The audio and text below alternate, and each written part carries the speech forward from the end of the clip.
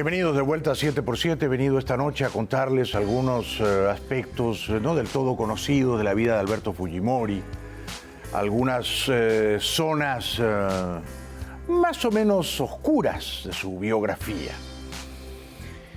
Es interesante que cuando muere su papá, joven todavía Fujimori, ¿no? Su papá muere el año 71. Él tenía 33 años, joven Fujimori. Esto le cambia la vida, ¿no? Fujimori decide que no quiere morir pobre, que quiere tener dinero y poder. Y por eso gana una beca y se va a Francia, a la Universidad de Estrasburgo. Bien. Desde ahí viaja a Madrid, viaja a Londres, conoce Europa. Creo que hace un viaje a Japón también. 2 o 3 años después, con ambición, gana otra beca y se va aquí a la Universidad de Wisconsin, en Madison, Wisconsin, 2 años. Aprende a hablar un inglés rudimentario. En Estrasburgo había aprendido a hablar un buen francés. Es decir, que en pocos años estudia en Francia, estudia en Estados Unidos, aprende francés, aprende inglés. Bueno. Y el año 78 viaja a Cuba. Y ahí pasa largos meses, también estudiando.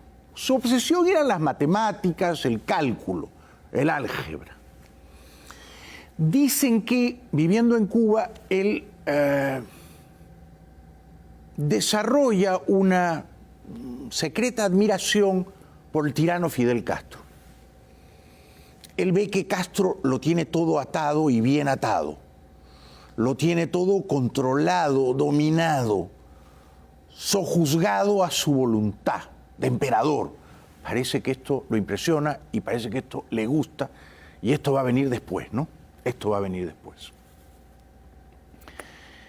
Lo cierto es que muere su papá, estudia en Francia, estudia en Estados Unidos, se casa con Susana, empieza a tener hijos, lo eligen rector, tiene poder. Cuando lo eligen rector, lo primero que hace es comprarse con dinero de la universidad un auto nuevo, japonés, 0 kilómetros, un Toyota del año. Y le empieza a gustar el poder, naturalmente, ¿no? Dicho sea de paso, y no quiero olvidarme de esto, se gradúa como ingeniero agrónomo con una tesis sobre el camote. Este me pareció un dato muy significativo, porque el año 90, cuando se postula a la presidencia, él entraba a los mítines manejando un tractor que jalaba una carreta y enseñando, bueno, no un camote ni una papa, pero otro tubérculo, una yuca. Bien, vamos entonces a dar ese salto al año 90. Recuerden que Fujimori había sido rector en la Universidad Agraria, presidente de la Asamblea de Rectores. No quiso ser ministro de Agricultura en el primer gobierno de Alan y Alan lo sentó en Concertando. ¿Vio Alan García el futuro político de Fujimori cuando le ofreció ese programa de televisión? Alguna gente dice que sí. Yo no sé. Algo vio en ese japonesito para sentarlo en un programa semanal en el Canal 7, el canal del Estado. Bueno, por supuesto, cuando Fujimori se lanza, todos en su familia le dicen no. La mamá, que vivía, Mutsue, le dice, no, hijo, es una locura. Pero Fujimori le dice, mamá, yo solo quiero ser senador. Por las dudas me estoy postulando también a la presidencia, pero mi ambición es ser senador. Sus hermanos Pedro, Santiago, hermanos menores, le dicen, oye, Alberto, es una locura. Susana, su esposa, tampoco estaba tan animada. No se diga ya los suegros de Fujimori, que nunca lo quisieron mucho, ¿no? Pero Fujimori les dice, yo tengo un plan. Yo voy a ser elegido senador porque tengo contactos con la iglesia evangélica. Yo voy a capturar el voto de la iglesia evangélica. Son 350.000 personas. Con ese voto me eligen senador. De paso, como la ley me lo permite, voy a postular a la presidencia. Se compra un tractor. Esta fue una de sus genialidades de campaña. Y una carreta. Y entraba a los mítines en los barrios pobres del Perú manejando su tractor, jalando la carreta. sonriendo. Le decían el chinito. Porque para nosotros, claro, no hay mucha diferencia entre un chino, un japonés, un coreano, ¿no? Chinito. Bueno. Pero en las encuestas no figuraba, estaba en el oprobioso pelotón al sótano de los otros. Bueno. Hasta que una noche, un domingo, César Hildebrand, un gran periodista, dice, bueno, Alberto Fujimori, lee las encuestas, Alberto Fujimori, Mario Vargas Llosa era el primero, por supuesto, segundo quizá era Barrantes, tercero Alba Castro, cuarto Henry Piz, Fujimori 0.6%. Y asoma la cabecita Fujimori. Y desde ahí no para de crecer.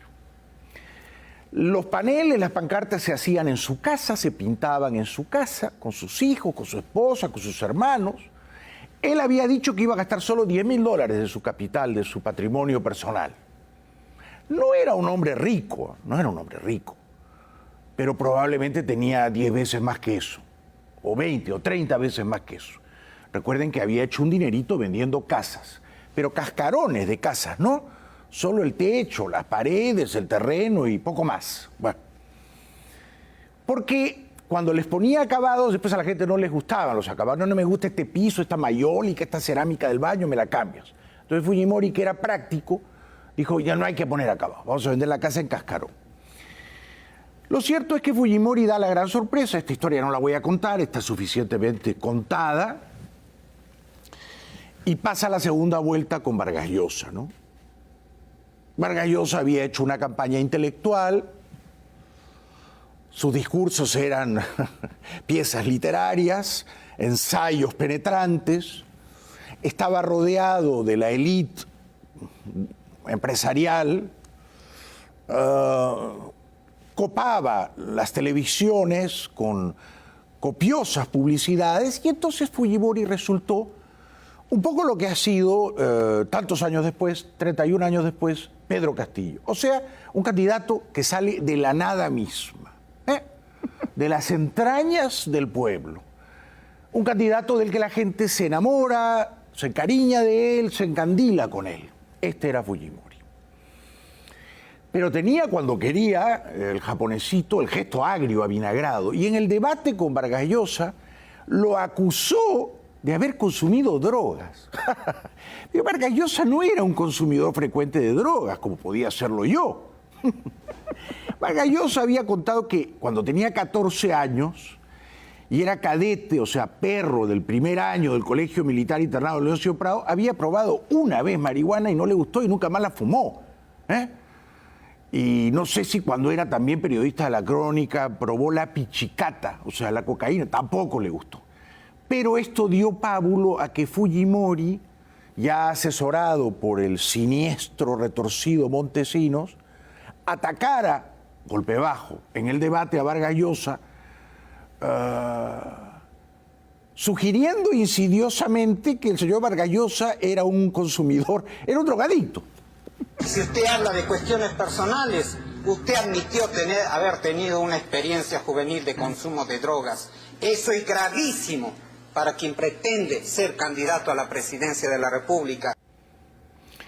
Fujimori ganó holgadamente aquella elección, Vargas Llosa se fue de inmediato y volvió a la literatura. Yo creo que con el tiempo Vargas Llosa sintió que los peruanos lo habían liberado de un peso, de un lastre, que lo iba a hundir para siempre como escritor, ¿no? Alcanzó a salir de la política, volvió a la literatura. 20 años después ganó el premio Nobel. Alguna gente dice que Vargas Llosa odia a Fujimori porque éste le ganó la elección. Yo no lo creo. Dicen que Vargas Llosa le tiene rencor a Fujimori. Yo no lo creo tampoco. Pero sí es verdad que el año 92 Fujimori, con apoyo popular, dio un golpe de Estado. ¿Por qué lo hizo? Por varias razones. La primera, porque no tenía mayoría en el Congreso, en diputados y en senadores. Y él no tenía temple de demócrata, no quería negociar con el Congreso, quería capturar, concentrar todos los poderes, ¿no? Pero hubo otra razón, y es que en vísperas de que él diese ese golpe de Estado funesto, que no debió dar, su esposa Susana, y esto lo recuerdo como si fuera ayer, porque yo vivía en Lima y hacía un programa de televisión todas las noches en Panamericana, llamado ¿Qué hay de nuevo?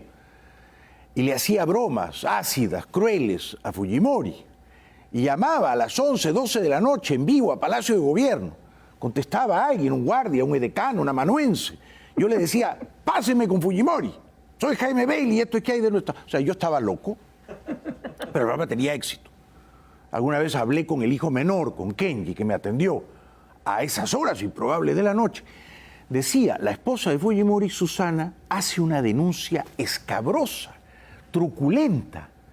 Revela, sin avisarle a su marido, que la familia de su marido, señaladamente su hermano menor Santiago, y la esposa de Santiago, la japonesa Clorinda Ebisui, se estaban robando la ropa usada que donaba Japón para los pobres del Perú. Es decir, miraban la ropa antes de que esa ropa llegase a los pobres y las prendas de lujo se las quedaban ellos. Esta fue la denuncia de la señora Susana Higuchi, esposa de Fujimori, ya Fujimori presidente, año 92, y a pocas semanas de que Fujimori diera el zarpazo bárbaro, cerrara el Congreso, despidiera a los jueces y concentrase todos los poderes. Una seria denuncia hizo hoy la esposa del presidente de la República, señora Susana Higuchi de Fujimori, al señalar a uno de sus familiares políticos de lucrar con la ropa donada para las familias damnificadas del norte del país. Escuchemos. Porque reciben donaciones de Japón de ropa en la esposa de Santiago Fujimori y se cogen lo mejor para ellas y reparten estropajos y utilizan mi nombre y eso sí me indigna. Bueno, esto fue tremendo, ¿no? Yo estaba en Lima, hacía un programa todas las noches en vivo, con público en estudio. Recuerdo que me ponía prendas y decía, esta es la ropa japonesa que me pasó el hermano de Fujimori. Fue tremendo. Y Fujimori no aguantaba pulgas, ¿no? Ni menos de su esposa.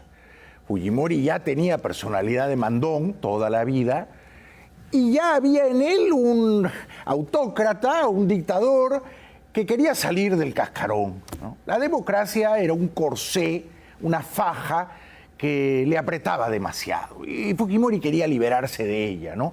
Y no tenía sabiduría histórica y no tenía refinamiento democrático, nada de eso. Entonces, ser un dictador le parecía el paso natural, consustancial a su carácter, a su personalidad, ¿no?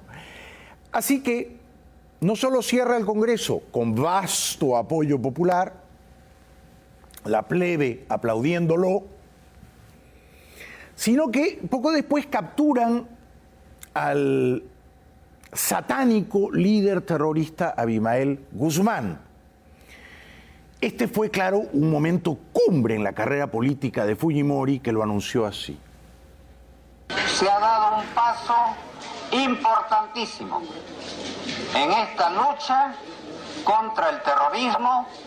Esta captura significa el descabezamiento, quitarle el cerebro a esa cúpula.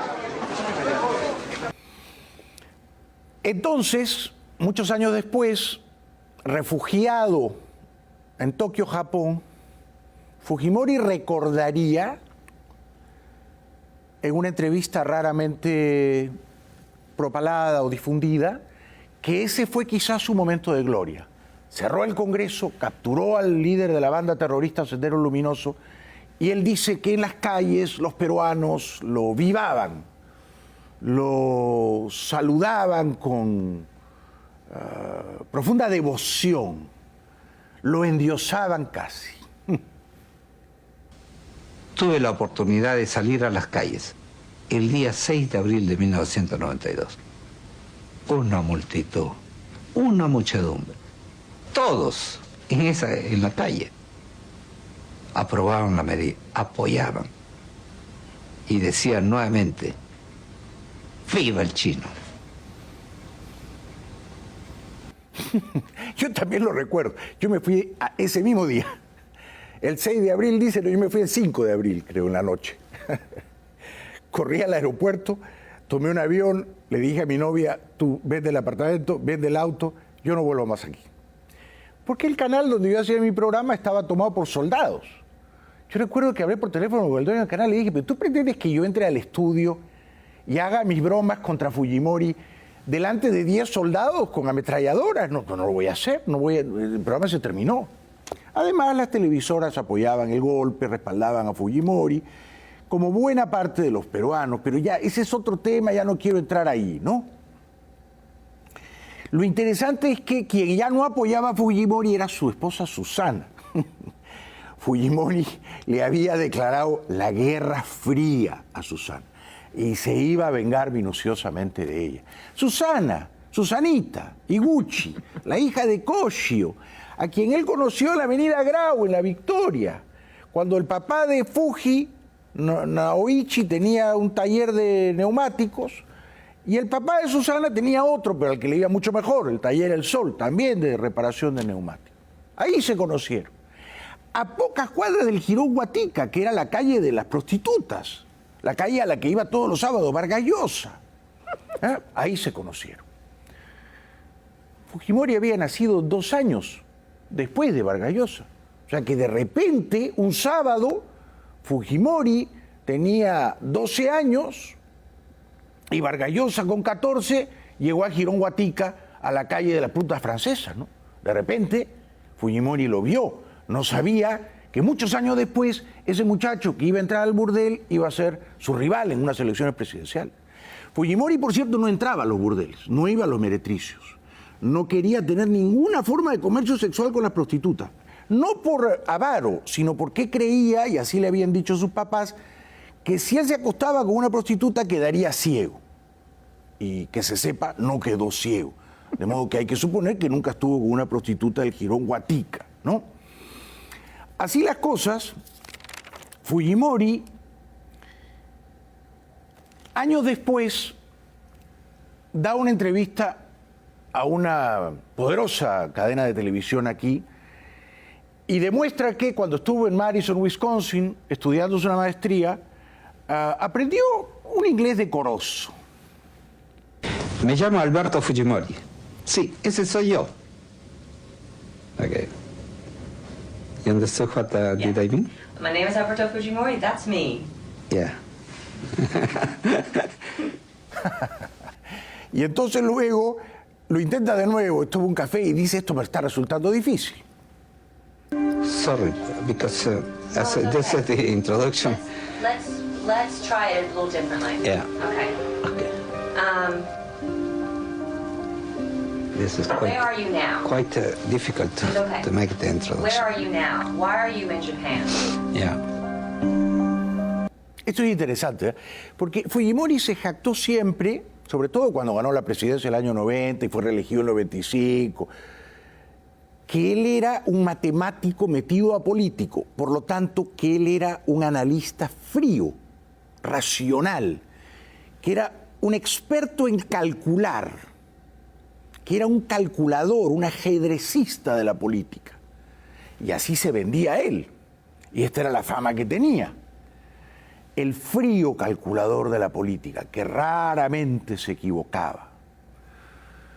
Pero ¿qué estaba pensando el calculador, el matemático, el ajedrecista Fujimori cuando interrumpió su exilio dorado en Tokio, ya siendo ciudadano japonés, habiéndose postulado al Congreso japonés, teniendo novia japonesa, teniendo fortuna escondida en el Japón, para decir, no, vuelvo a América del Sur, primero a Chile y después al Perú a ser presidente?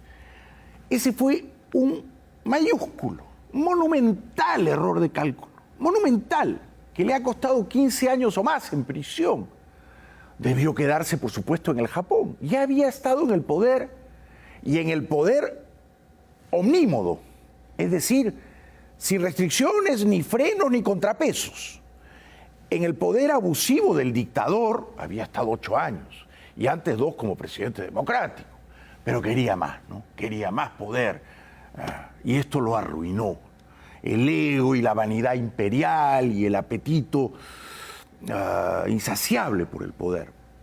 Antes de ir a la pausa, estas son imágenes inéditas de Fujimori cuando vivía en Tokio. Y a veces tenía que pasar la noche en un hotel porque no quería mostrar su casa, porque decían que era un apartamento de alto lujo, e iba a dar una entrevista.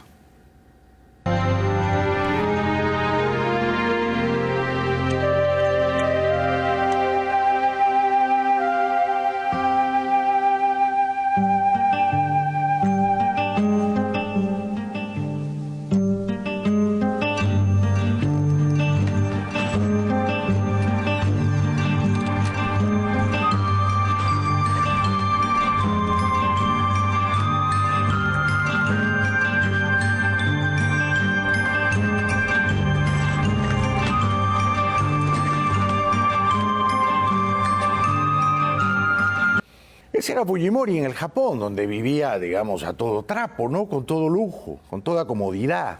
Él había conseguido lo que a su padre le fue esquivo. Su padre no alcanzó a triunfar, a ser un ganador en toda la línea. Fujimori sí. Fue presidente del Perú 10 años. Se fugó al Japón, se hizo japonés, tenía una fortuna allá, tenía familia allá. Su hermana Rosa, casada con Aritomi, Víctor Aritomi, había sido embajador a los 10 años. Las valijas diplomáticas llegaban cargaditas de dinero. ¿Por qué no se quedó allí Fujimori si sabía que la justicia peruana lo perseguía con celo, con rigor también? Porque quería más poder, más gloria. Quería sentir que el Perú lo necesitaba desesperadamente, que los peruanos sin él éramos huérfanos, estábamos desamparados y tenía que volver el chino. Y entonces el ego le jugó una muy mala pasada y a eso vamos a ir en un ratito después de la pausa. Pues estoy tratando de armar el rompecabezas emotivo, psicológico, económico, político de Fujimori, ¿no? ¿Quién fue, quién es todavía, en la cárcel ahora, Alberto Fujimori? Nacido en julio 28 de 1938. Antes de ir a la pausa, este programa probablemente no existiría, el 7x7 no estaría ahora mismo al aire en todo el Perú si no fuera por nuestro querido auspiciador Heineken Perú y una cerveza espectacular que recomiendo con entusiasmo. Cerveza Tiger, que está aquí conmigo.